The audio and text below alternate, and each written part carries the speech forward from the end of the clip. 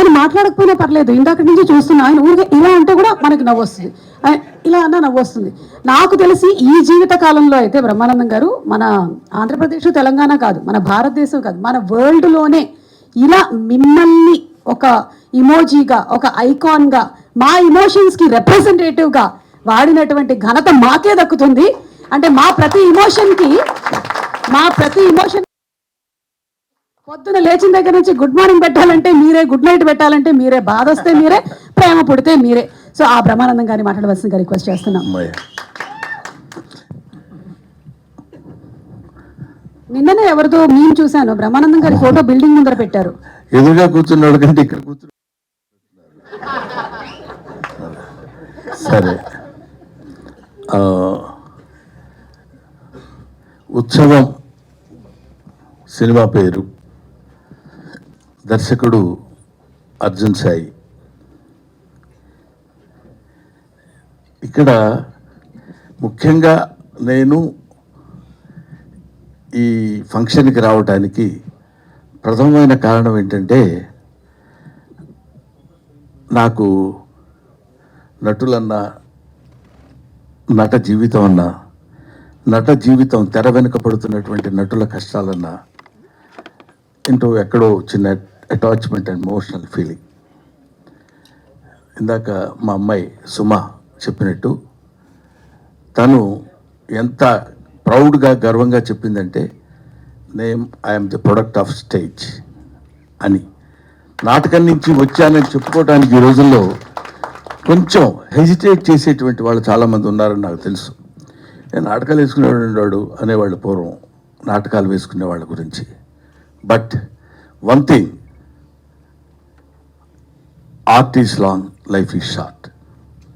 మనం ఎంతకాలం ఉంటామో మనకు తెలియదు. బట్ చివరి వరకు మిగిలిపోయేది, శ్రీకృష్ణదేవరాయలు బతికున్నాడు అంటే అష్టదిగ్గజాల వల్ల, రాజరాజ నరేంద్రుడు బతుకున్నాడంటే నన్నయ్య వల్ల. ఇలా మహానుభావులందరూ, మహారాజులు బతికున్నారు అంటే వాళ్ళు పెంచి పోషించినటువంటి కళలు, కళాకారులు, కవుల వల్ల. అటువంటి కవులు పుట్టినటువంటి దేశం మన భారతదేశం. అటువంటి కవులు, కళాకారులు ఉన్నటువంటి దేశం మన దేశం. కాబట్టి ఈ దేశంలో ఉన్నటువంటి కళాకారుల యొక్క జీవితాల గురించి ఇందాక సురభి నాటక పరిషత్ గురించి చెప్పారు. వాళ్ళు just they dedicated they life for the sake of stage. రంగస్థలం కోసం, రంగస్థలం మీదనే తండ్రి కొడుకులు వాళ్ళే, రాముడు రావణాసురుడు వాళ్ళే అన్ని రకాలైనటువంటి విభిన్నమైన పాత్రల్ని పోషించి అలా అలా అలా చేతిలో పట్టుకుని ఆ వెలిగిపోతున్నట్టు ఆరిపోవటానికి సిద్ధంగా ఉన్నటువంటి రంగస్థలాన్ని ఇవాల్టి వరకు వెలిగిస్తూనే ఉన్నటువంటి కళాకారుల యొక్క హృదయాలకి శిరస్సు ఉంచి పాదాభందన చేస్తున్నారు. అది కళాకారుల వరకు సంబంధించింది. ఇందాక మిత్రుడు లక్ష్మీ భూపాల్ చెప్తూ ఒక మాట అన్నారు. రంగస్థలం, రంగమార్తాండ సినిమాలో చాలా బాగా యాక్ట్ చేశారు బ్రహ్మానందం గారు అంటూ ఒక మాట చిన్నది యథాలాపంగా వదిలేశారు ఆయన. ఏంటంటే, ప్రకాష్ రాజ్ గారి కంటే కూడా బాగా యాక్ట్ చేశారు అని. అది నేను దాన్ని మెన్షన్ చేయకపోతే దాన్ని నేను అంగీకరించినట్టు అవుతుంది. Prakash Raj is a Born artist. అంతటి మహా నటుడు అతను. నటుడుగా అంతటి ఉన్నత శిఖరాలను అందుకున్నటువంటి, అతనిలో ఉన్నటువంటి ప్రతి అణువు యాక్ట్ చేయగలిగినటువంటి కెపాసిటీ ఉన్నటువంటి మనిషి, ఆర్టిస్ట్. అటువంటిది వాళ్ళతో పోలిక కాదు. నేను ఇది జెన్యూన్గా చెప్తున్న మాట, ఏదో మొడెస్టీగా చాలా మంచోడిని అనిపించుకోవటం చెప్పే మాట కానే కాదు. రంగస్థలం సాక్షిగా చెప్తున్నాను. ఆ రోజు ఒక కృష్ణవంశీ కానీ, ఒక ప్రకాష్ రాజ్ లాంటి వాళ్ళిద్దరూ నన్ను ఎన్నుకుని నా దగ్గరికి రావడం అది నా గొప్పతనం కాదు, వాళ్ళ సంస్కారం. వీడి దగ్గర ఈ టాలెంట్ ఉంది అని వాడిని పట్టుకొని తీసుకొచ్చి నన్ను అలా పెట్టి మౌల్డ్ చేసి చూపించినటువంటి విధానంలో, అఫ్ కోర్స్ అలా అని నేను చేతగాని ఆర్టిస్ట్నే కాదు, I got my own talent as an artist. కానీ దాన్ని పైకి ఎలివేట్ చూపించగలిగినటువంటి వాళ్ళు. ఈ రంగమార్తాండ అనేటువంటి సినిమా విషయం ఇప్పుడు అప్రస్తుతమైన ఎందుకు చెప్పాల్సి వస్తుందంటే, రంగమార్తాండ గురించి, ఈ సినిమా అంతా రంగస్థలం గురించే. రంగస్థలంలో ఒక్కొక్కటి ఆలోచిస్తుంటే ఎంతమంది కళాకారులు మధ్యాహ్నం గబగబా ఇక్కడొక నాటకంలో ఒక వేషం వేసి మళ్ళీ 10 గంటల నుంచి బయలుదేరి ఇంకో చోటుకి వెళ్ళి ఇంకో పరిషత్తులో నాటకం వేసి అక్కడి నుంచి లారీలు పట్టుకుని వెళ్ళిపోయి నాటకాలు వేసినటువంటి ఇంతటి ఇప్పుడు మనం స్వతంత్రం వచ్చింది ఆగస్టు 15th అనుకుంటాం. స్వతంత్రం ఎక్కడొచ్చిందంటే ధనుల యొక్క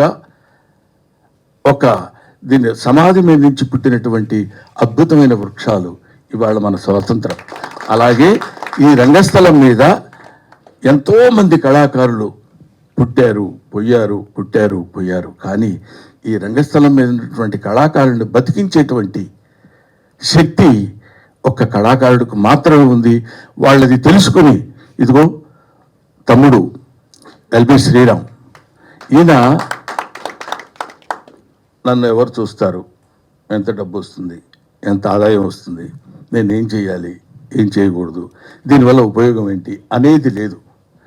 ఏదైనా చిత్తశుద్ధిగా తను నమ్మినటువంటి సిద్ధాంతాన్ని చక్కగా అమలు చేయటానికి నిరంతరం కృషి చేసేటువంటి ఒక అల్పజీవి నా తమ్ముడు. ఇవాటి వరకు ఎందుకు అట్లా ఉన్నాడంటే, అందుకే ఇప్పుడు ఈ చప్పట్లు కొడితే వినపడుతుంది.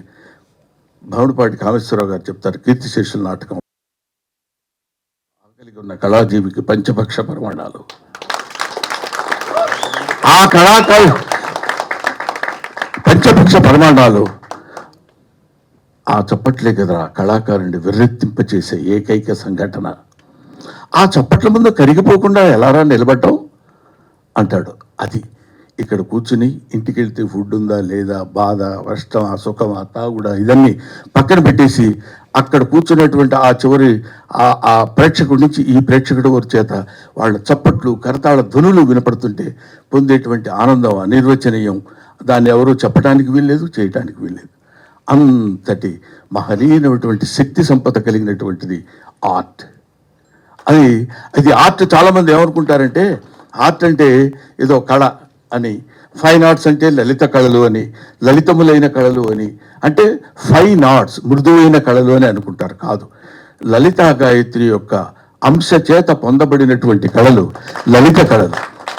ఇది అందరికీ రావు, ప్రతివాడు నటించాలంటే కుదరదు. అది కొంతమందికి మాత్రమే. మా అమ్మాయి సుమ ఉంది. సుమ ఈరోజు అదే మాట్లాడితే ఏదో మలయాళం నుంచి వచ్చింది ఎన్నో, లేకపోతే ఇంకో చోట నుంచి అని కాదు. ఏదైనా తను నమ్మినటువంటి సిద్ధాంతాన్ని అలా పట్టుకుని. Hi, this is Vaishali Raj. Please do subscribe to IG Telugu. Hi, this is Priya Warrior. Please subscribe to IG Telugu. Hi, this is Ravindra Vijay. Please subscribe to IG Telugu. Hi everyone, this is Srimuki. Please do subscribe to IG Telugu. Hi, this is Sarayu. Please subscribe to IG Telugu.